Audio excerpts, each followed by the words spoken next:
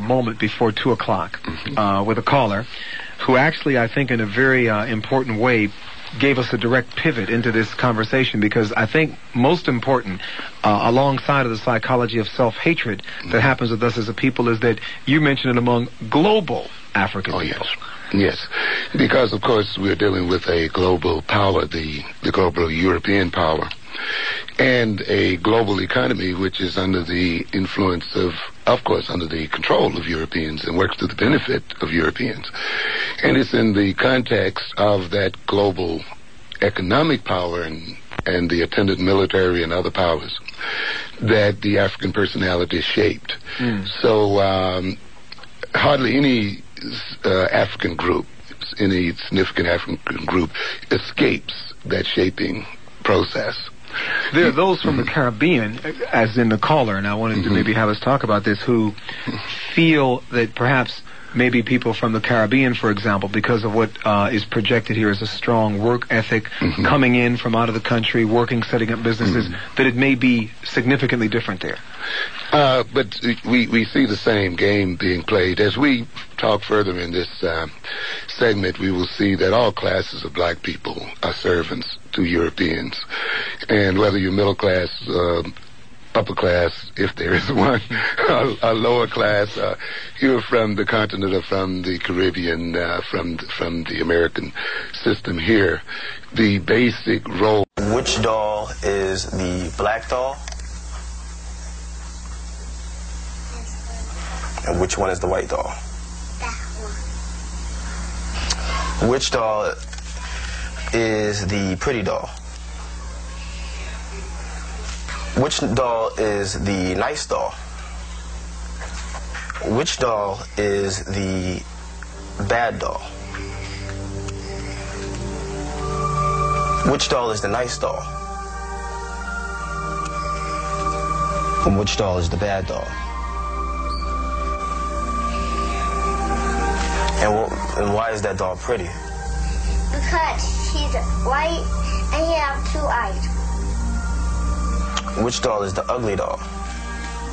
Why is that doll ugly? Because he's black. Which doll looks most like you? Like me? Yeah, which one looks like you? And that one. Okay.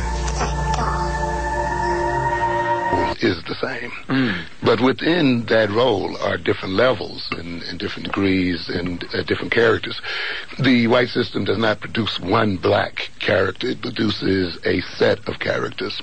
For example? And it produces characters that serve different functions, and those characters will have some relationship to their geographical background, their historical experience, and to other kinds of things that go on in the world. You said a system creates characters. Oh, yes. What do you mean? Give me an example of what you mean. It will create, if it needs, for instance, a certain number of blacks to indicate to the world that it is liberal, it will create a small middle class that gives it the image of being a liberal country. For instance, I'm talking about the United States now. Okay.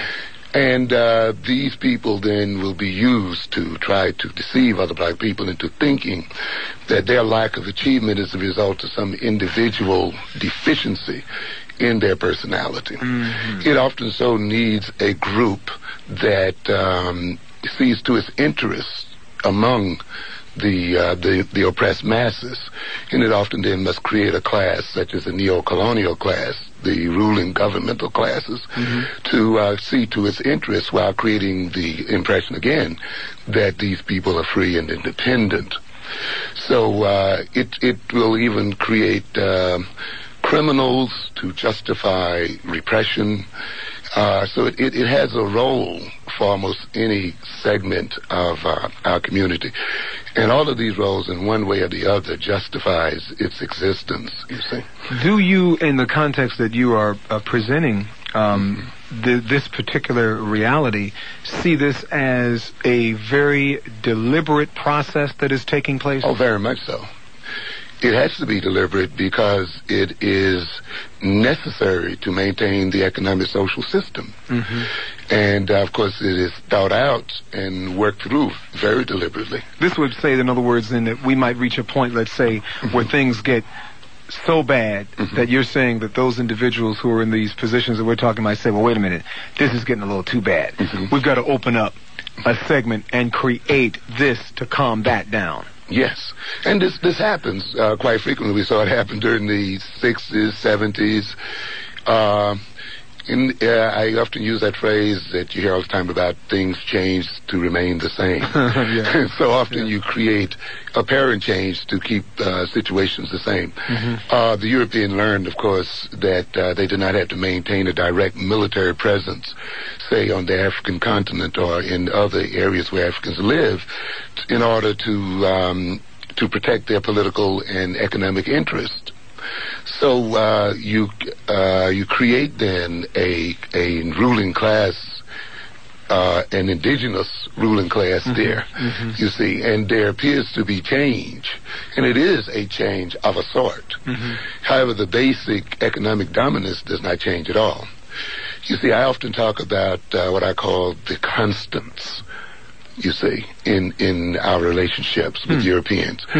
And it's important that we look at the constants, not the superficial changes, you see. Interesting. And often what happens is that first the European makes superficial the African intellect and makes superficial the African intelligence, so that the African can be deceived by superficial changes, while the basic and fundamental relationships are not changed at all.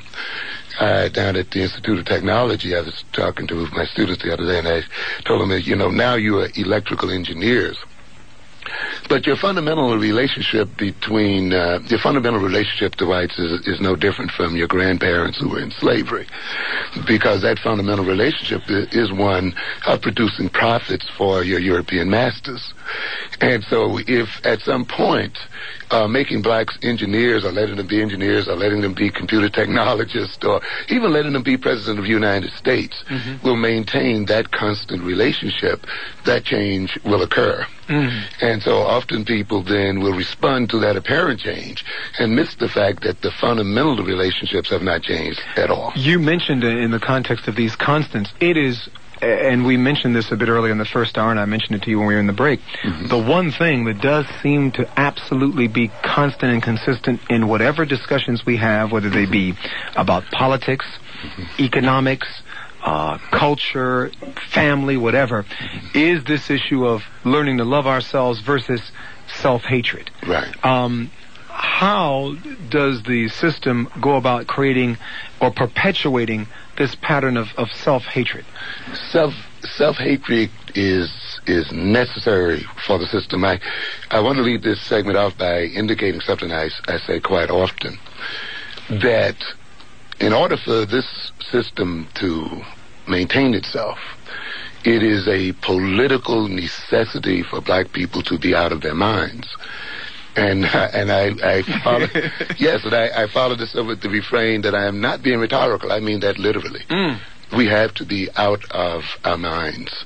We cannot be within our basic natural personality.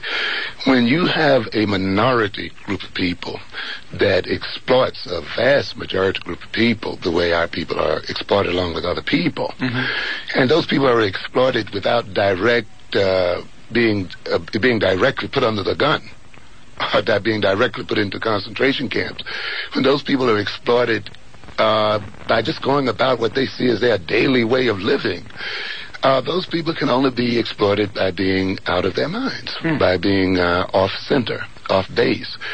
And I try to indicate then one of the fundamental things about a black psychology and African psychology in the context of today's world is that the African psychology must begin from the fundamental assertion that it is a political necessity for black people to be out of their mind. It is a political necessity for black people to be dumb. And that does not excuse even blacks with PhDs and well-educated. And I'll explain that in greater detail later on. You see, as we go along, how dumbness becomes endemic through all class levels of the black community, and how even education itself is an education into dumbness. It is very interesting that you were saying it. I recall that in Richard Pryor's, I guess, peak of success, when he released an album called That Is Crazy. Yeah. The interesting thing about it was when one listened to the content of the things that he was pointing out some very serious things that were part of living in this society. Definitely. But he was saying something in that concept, which was that you did have to operate from the mentality of being crazy to actually function in this space that they had put you in. You could not, the world could not be other than it is unless this were the case. You see, so self-hatred is the central keystone of the whole edifice. Interesting. And almost any behavior that you see our people engaged in that maintains us under the domination of the European is in some way related to self-hatred. And there are a number of methods that are used to produce this state of mind, or what we call self-negation. Things African must somehow be degraded. And even in the name of progress, among us, often progress is brought at the price of course, denaturing ourselves, deculturizing ourselves.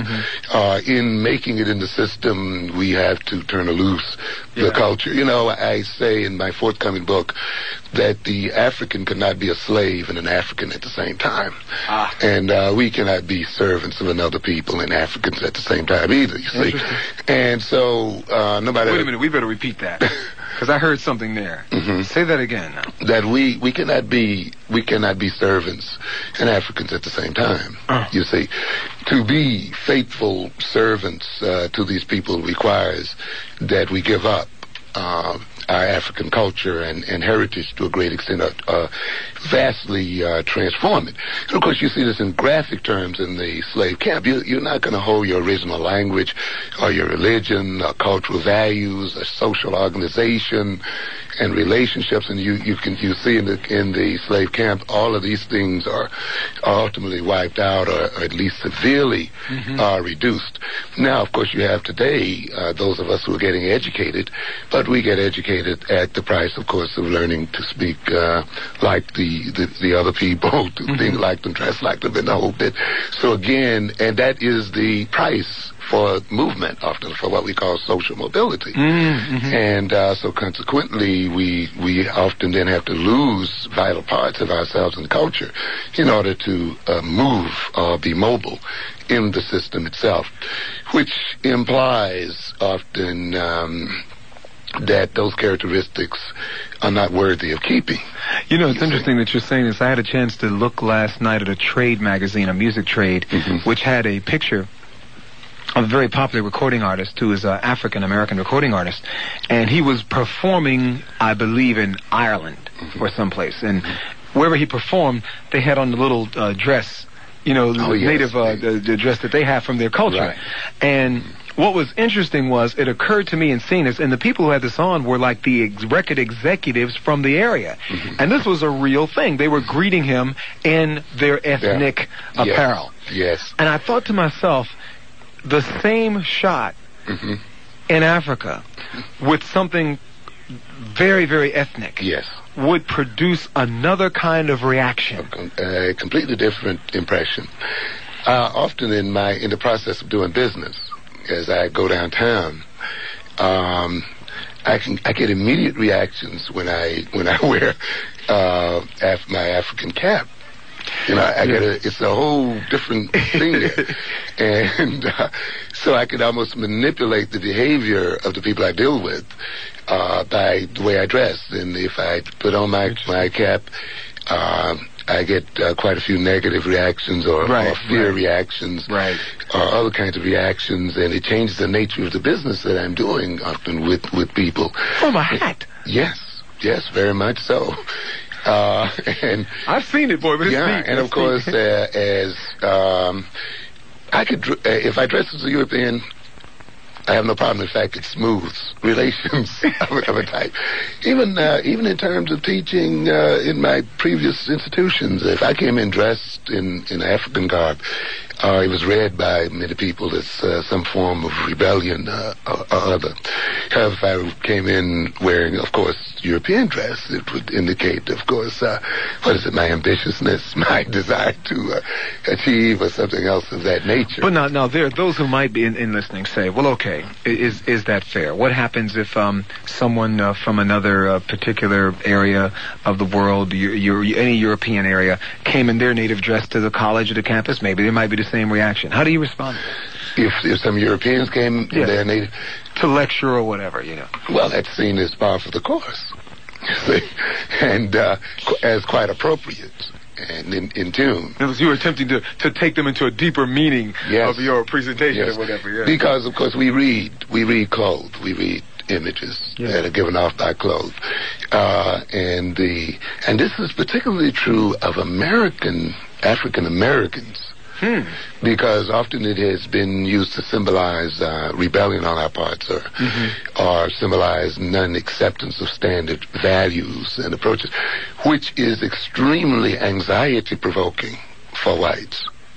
You see, because their system, as I indicated earlier, of course, it relies upon our acceptance of it and seeking to be a part of it. And when you signal that you may not be this way, and that and there may be others out there like you who are not this way, then there's that system which depends on us being in a certain way is threatened. And you get a fear reaction and a defensive reaction, you see, and quite often an offensive one, because it's an attempt to put back in place what is getting out of place. Of course, it's part of the old thing of keeping one in his place. Because there is a certain place that we must be kept in order for the system to be kept. And this goes back to your statement: we cannot be servants or slaves and Africans at the same time. You cannot. No. Amazing. That's why the system must denature you in various sorts of ways. And certainly deculturize you. Certainly. And in the name of a lot of things. The name of education, or the name of professionalism, or being joining the mainstream, or whatever. But that's the essence of power, anyway. Yeah. You see, that the group in power is in a position to demand certain behavioral characteristics and certain dress codes and the whole bit. And it's certainly one of those things, of course, is to demand the idea that those people who are in the oppressed position actually hate themselves. For Dr. Amos Wilson and the psychology of self-hatred among global African people. When we return after this at 1190 WLIB. Our ultimate truths, and how we oftentimes don't get at the ultimate truths when we discuss things, especially a question like this. And if I'm wrong, you can tell me. But from the history that I've learned and from what I can deduce from it, the whole thing really got started from the whole idea of the first Bible. Not the first Bible, but the versions of the Bible where you have the Genesis and the curses and all of that. And with the Nicene Council. And coming down from there, with the Papal Bull. Pope Martin V and Bishop Las Callas. Yes. See, that really put a stamp on all of it. Let's get a response, perhaps, from Professor Wilson. Definitely the Bible, as it has been used in many instances, has been used to justify many things. And certainly it has been used to justify the enslavement and servitude of black people. Because one of the things you want to do in order to justify yourself if you're a ruler, and also to even justify to the servant his own position, is a source of authority, or a source that is held as an authority by both groups. And since often, at least for the Europeans, the Bible is seen, at least some, as a source of authority and truth, and at the same time by Africans who've been held in captivity as such. when one invokes it to justify servitude, it has a very powerful and persuasive effect on both groups and helps to justify it. I don't know whether the Bible was used as the beginning of it, because slavery, of course, has a very long history, even older than the Bible. But certainly the Bible has been a major part, has been used by our enslavers to justify our enslavement. Professor Wilson, would you comment on something that does come up from time to time, this issue related to religion again? There has been, obviously, a question raised by a number of people, nationalists and otherwise, of what the effect is of the worship of a Caucasian Jesus Christ figure in the church, which should be mentioned operates against the backdrop of a black Madonna within the same religion that it actually is practiced in. Certainly. But the thing that we have to recognize very clearly is that in a racist society, or in a society where people are held in oppression, every institution in that society is essentially going to have the same goal in mind, that is to maintain the status quo. No institution escapes from that. And this is the thing that we have to keep in mind. Religion is an institution of this system. Education is an institution. The family structure is an institution. The justice system is an institution. The economic system is an institution. And each one of those institutions are not there to work against the interests of the people who are in control of them. So it should come as no surprise to anyone that religion will serve the intentions of the people who are in control of it and in control of its interpretation. We should not expect religion to be an exception to the rule. And I often tell, our people, and I try to get across the idea, you see, we have to recognize very clearly that it is through the institutions constructed by a society that society actually creates the personalities and the people and structures the society so that it may maintain its existence. And it is not going to permit an institution to exist that works against its existence. For religion ultimately to exist in many states, it has to become an arm of the state. It cannot, when it is seen as being against state interests, you will see the religious persons being persecuted and destroyed. The Romans stopped persecuting the Christians to a good extent because it ultimately makes Christianity a part of the Roman state, and it functions to serve the state. So this is why we have to recognize when we look at institutions of any kind, that includes the family institution as well, the institution upon which families are based, which we'll talk about in some following program about love. That's supposedly the basis for marriage. We will see, when you look at those institutions in relationship to oppressed people, they will always work in opposition to their names, to their titles, okay? Such that, we're going to talk about the reversal, how black people must be made backwards. We have to be backwards, and our personalities have to be reversed to maintain the system.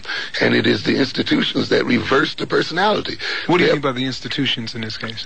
Blacks have to be made dumb by education. Okay? They have to go to school to learn to be dumb. All right? We have to learn the economic system in order to be what? Poor. All right?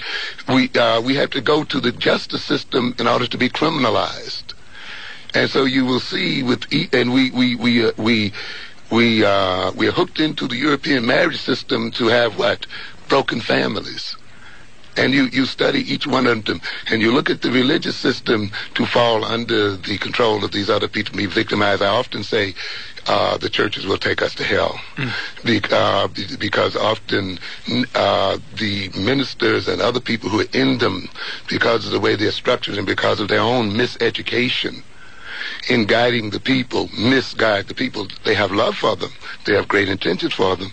But with wrong knowledge if they're struggling with their own self-hatred, you're not going to be filled with self-hatred and have a distorted mind and guide people properly, no matter how much you love them and how great your intentions are.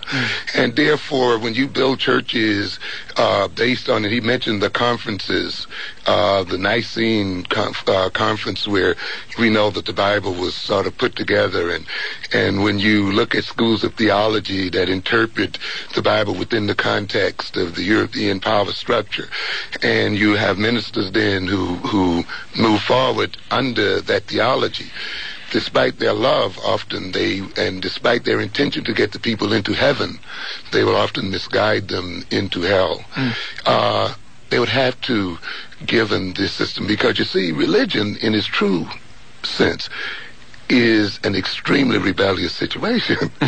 Because first of all, the truly religious person is not a person who falls under the authority of other individuals. One loves God above all else, so that all else has no power. You see? But when you love men, when you love the acceptance of men, the approval of men, status and position, and you need men to love you and all of this kind of stuff, these people are your gods. And you worship them before anything, and therefore you fall under their power. You see, and therefore the truly religious person who loves God better than life cannot be coerced in any kind of behavior, even at the threat of his death. And therefore you have very few really religious people in the world today, you know. WLIB, Professor Amos Wilson is our guest, and you're on the air with him at WLIB. Yes, my brothers, I respect both of you. Thank you. All right, and I'm sitting here and I'm taking all this in, and at the same time I can't help but to think about what happened in Brooklyn with the telephone company, because I feel it's a sabotage thing, and I'll get into that a little later. And concerning our sense of self-hatred, because I feel it's a retaliation against our boycotting the system, you know, and what better way strategically would be to knock out a phone company, and this way everything else seems to be helpless for the moment. A lot of confusion, you know, and I feel there are some solutions to counter self-hate. And with me, right now, they're more or less geared towards physical releasement, as far as working out and just training hard, just to keep alert and keep my mind clear, and supplement with prayer, you know, because I'm not just going to sit here and pray and don't be able to back anything or protect my life or my loved ones, you know. And last point, Brother Gary, if you remember, the white man has a God complex, because we need to dwell into that, and we can understand who we are and where we're really coming from, because we're bombarded with the psychic garbage every day with soap operas and everything else. And then you look at this series America, and that deeply, to me, analyzes the whole situation. I don't see we need to go any further with that, but I do appreciate that this brother is here bringing this out in the light. Thank you very much for the call. He mentions the God complex. Of course, making Jesus white in image is a part of the creation of the God complex. Because, you know, one of the fundamental ways we think as human beings is through what we call associative thinking, associating one thing with another. And of course, the nationalists and others who've spoken to this issue about Jesus being white are speaking in part to the painting of this image to take advantage of this associative tendency that we have as people. The idea being Jesus being a white man as presented by those pictures, then ultimately means that the divinity of his whiteness is in some way transferred to people with a white skin. And of course, in praying to this white Jesus, one embeds this whole image of whiteness as somehow higher than into the mind itself. Does this perpetuate within this dimension of self-hatred that we're talking about? Very much so. Yeah. It creates a very deliberate inferiority complex. And of course, when you couple that with all of the images that we get on TV and radio, and with the reality, too, of whites being in control, it's not too far distant then to reach the conclusion that these people are in that position because implied in terms of this curse and so forth. It's not difficult for many people, consciously or at least unconsciously, to get the idea that white and divinity go together. And you see this kind of thing. And we'll talk about this more as we talk about the psychology of self-hatred, because it's easy when you look around the world and you see black people suffering everywhere you look, and you see whites in relatively better shape, for some people to reach the conclusion that we are cursed. You see? Exactly. And exactly. This leads to tremendous problems. Indeed. In personality. To fall for that image. You know, I've talked with people who look at our condition as I talked about earlier. And you mentioned Garvey, for instance. You'll see in his work, right, he has this realization. You know, everywhere I go, I see the black man at the bottom of the social economic ladder. And many of us are intrigued by this thing. Why is it that everywhere we go, no matter what, even in countries we call our own, we find other ethnic groups and other people often in control of the region? God is white, and as long as God is white, we shall prevail over all other races. Beg your pardon, Professor, but with all this confusion, would you mind repeating? God is white, and as long as God is white, we shall prevail over all other races. Thank you. Economy and other things in the country. Now, when you have that when you make that observation, and then you've been cheated of a knowledge of history, such that you may not know of any period of time during which blacks were not in that position. You then may reach the conclusion that, well, we've always been in that position, you see. And there's a logic then that begins to develop. And I've heard people then who, not being knowledgeable of black history, African history, and looking at our current circumstances, then ask them the question, then what happened to us such that we are in the position that we're in today, and such that we, as far as I can read, which isn't very far, because you see, too, the ruling group has controlled the reading. You see, we've always been in this position, and then some individual reach the conclusion then that we must be in this position as a result of having done something wrong as a people some time ago. And of course, up comes the whole mythology of Ham, and the only book often that blacks are really permitted to read to any degree that appears to supply an answer. The Bible, in other words. Yeah. So you're the servant of men, which is what you see yourself in today as a result of the fact that you did this and so, and therefore you are cursed to be in this role. And consequently then you have people who now fall under the psychological weight of this kind of mythology. They will not read often a book like Chancellor Williams that will give them a much more realistic reason as to why we are in the position we are today. It's interesting. I mean, it gets into as you think, so shall you be, indeed. WLIB. Definitely. You're on the air right now with Professor Amos Wilson. Go right ahead, please. Yes, hello. Good afternoon. Yes, hi. You know, it's coincidental that I just started reading Dr. Wilson's book today. Thank you. And I turned the radio on, coming out of school, and I heard it on. Great. Because I'm doing a course in educational, psychology. And, we were studying Skinner's stimulus response theories, which I had a lot of problems with. A question for our guests very quickly, if you can, too. How can you reconcile, Skinner's, stimulus response, theories, with, the self-hatred? Okay. We have just a few seconds before news. Oh, I see. Okay, because I'd like to pursue Why don't we hold in, and we'll ask this caller to stand by. We'll take a break. This was the first phase of his campaign to reorient the minds of his people. Now, he appealed to all Negro, quote-unquote, newspaper publishers and owners to stop carrying skin bleaching and hair straightening advertisements, as they tended to make our people feel that to be somebody, they must try to look like white people. These businessmen became angry with him. They were well paid for pictorial advertisements. Subscriptions cannot, quote, carry a newspaper, and they had no intention to run a paper on sentiment. As the thoughts in the slogan, again, quote, Negro, be yourself, gained more adherents, the tone of the advertisements was changed. So in every phase of life that subjugated their true self, he attacked it. Said he, take down the pictures of white women from your walls and elevate your own women to that place of honor. They are, for the most part, the burden bearers of the race. And mothers, give your children dolls that look like them to play with and cuddle. They will learn as they grow older to love and care for their own children and not neglect them. Men and women, he continued, God made us as his perfect creation. He made no mistake when he made us black with kinky hair. It was divine purpose for us to live in our natural habitat, the tropical zones of the earth. Forget the white man's banter that he made us in the night and forgot to paint us white. That we were brought here against our will is just a natural process of the strong enslaving the weak.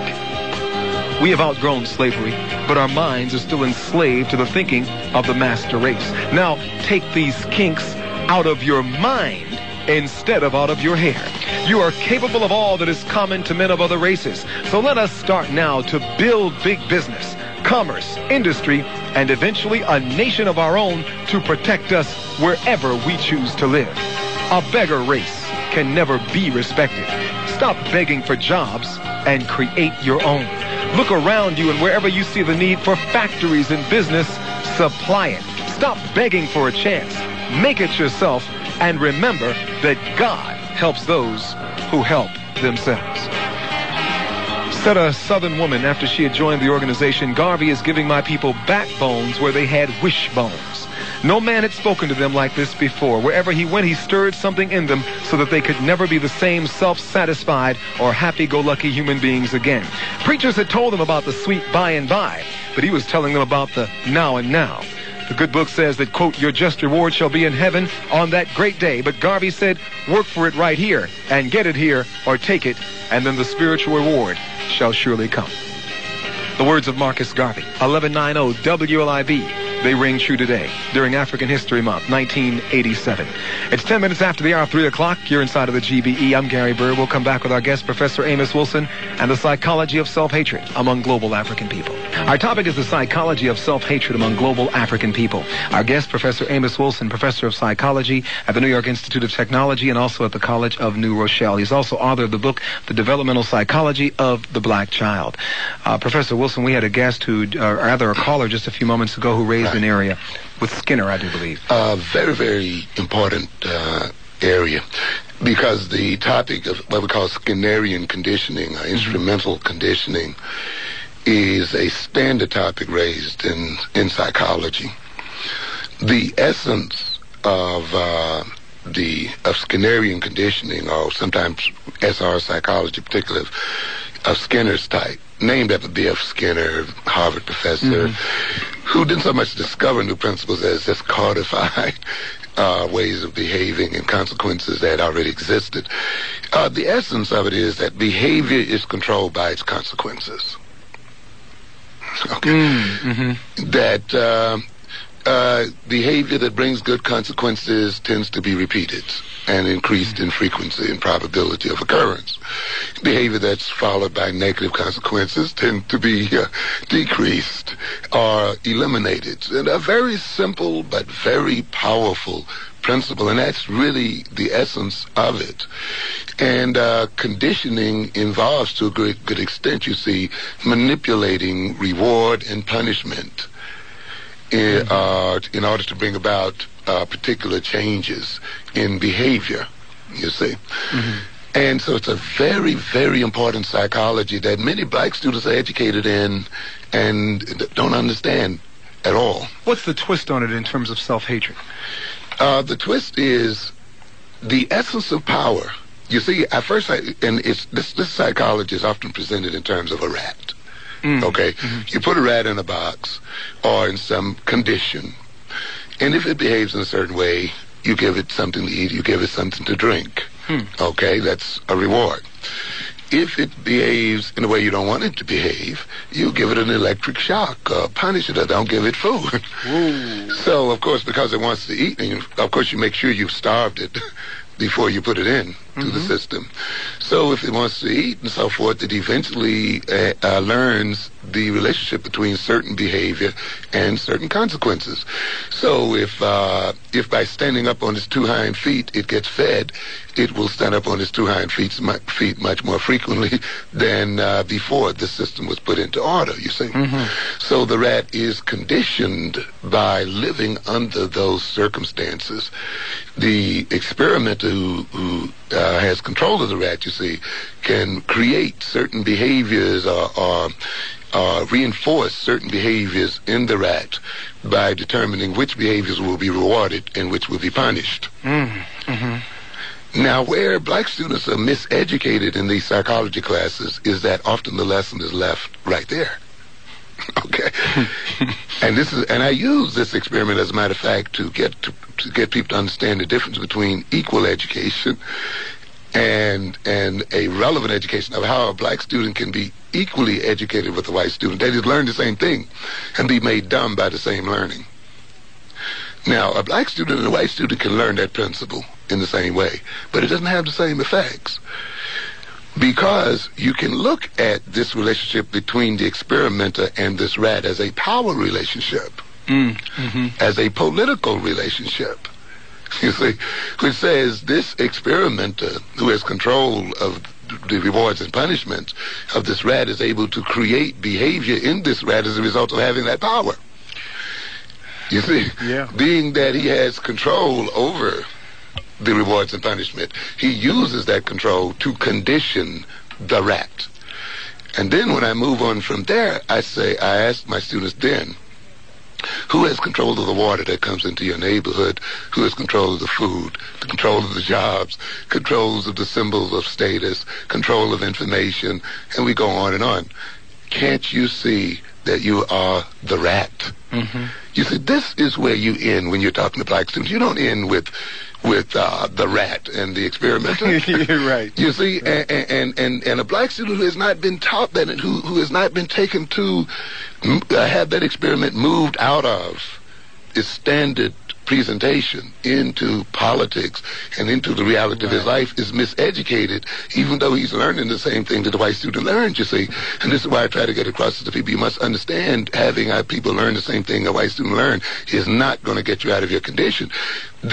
Now then, you have to look up on if you look up on the Harlems, the Bed-Stuys, even whole nations where blacks live in the world today, they are boxes. And we are rats in them.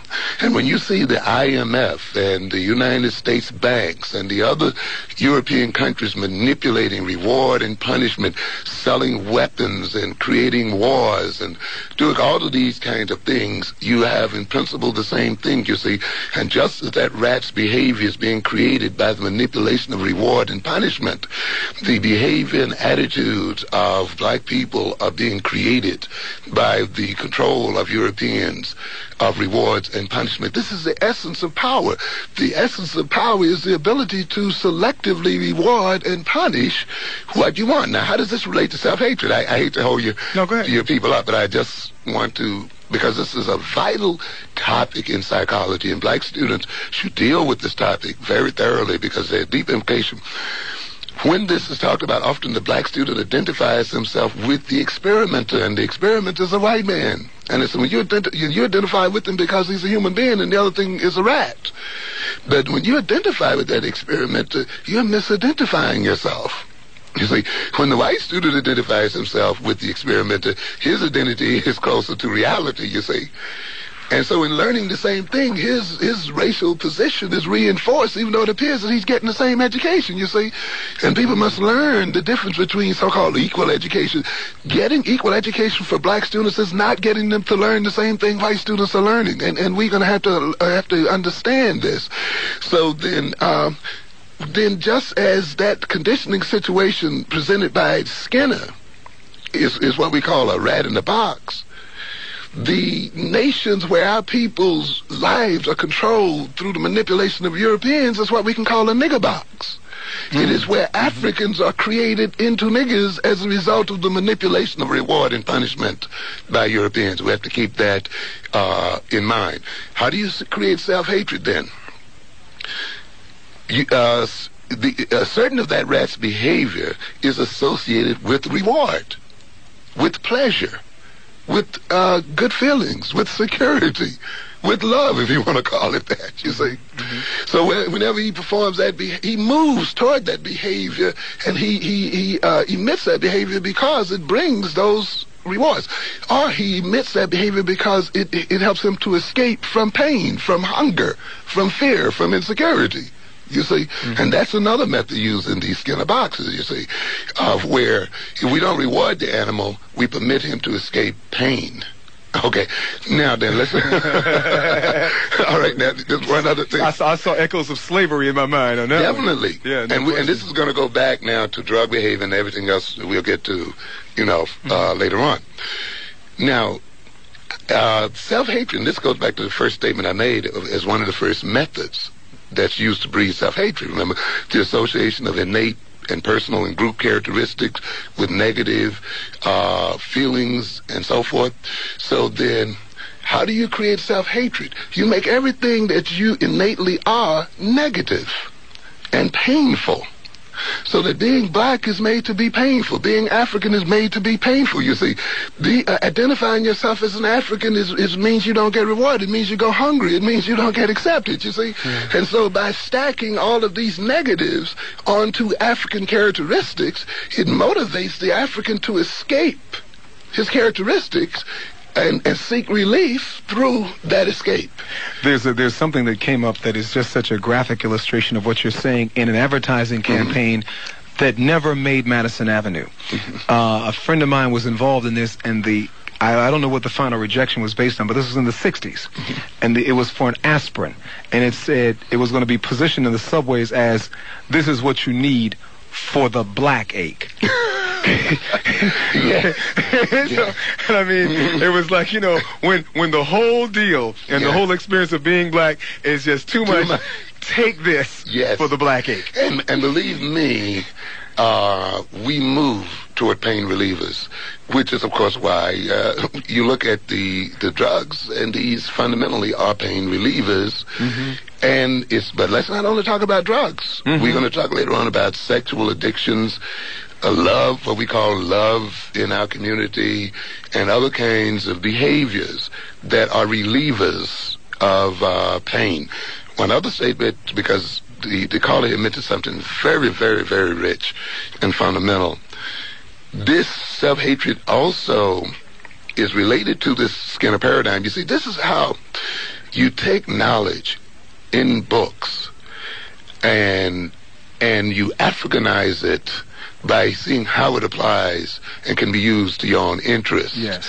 You see, and so, but I'll speak about that later on. I just want to, you got to. But let's get to the calls. One more. Go ahead, one more. Because this relates. These people are going to kill me now. Yes, go ahead. But this relates to the second principle I wanted to mention that produces self-hatred, and that is to actually create the negative characteristics in the individual group via what I call the self-fulfilling vicious cycle, created incompetences and the creation of subcultures, but through the use of this Skinnerian conditioning, create the actual characteristics that you will come to hate later on, and that the individual will come to hate in and of himself. In other words, the black man, as we see him today, is a created person. Okay. And he's an environmentally created person. Yes, he is conditioned. You see, one of the reasons why you want to remove European power is that you want by removing that power, you also remove his ability to create you.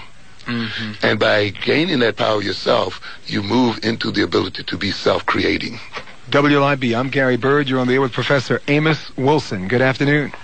Oh, good afternoon. Good afternoon. Mr. Bird and to the professor. Good afternoon. My question is, which have always puzzled me, concerning the Bible. I would like to ask him a question, and then if he can answer it, hang up and listen. Okay, yes. My question is that when in the Bible concerning Cain and Abel, I would like to know why why was it that God, it said that God accepted that Abel offered sacrifice of a slaughtered sheep or whatever. I would like for him to explain that as possible, because I'm really puzzled by it, and I would like to find out, a little bit more if there any kind of psychological, setting behind that statement that is written in the Bible. I think the last part gives us a better hook to that. Yes, because I definitely have to be honest with you. I can't deal with the first segment of that question, which certainly would have to be referred to religious scholars and people who've studied this kind of information. And, of course, I just have to be very general even about the second portion of it, because I haven't worked at that in detail at all. Except to say, apparently, it depends on how you see this Bible being written. I mean, if you see it as the Word of God, that's a whole other thing. If you see it, though, as being written by people, as many books are written to justify certain social systems and political systems, then at least I would take a guess that it's written in this way to perhaps justify sacrifice as a way of giving praise to God, and rather than the other way around. But that's as far as I can really take that issue.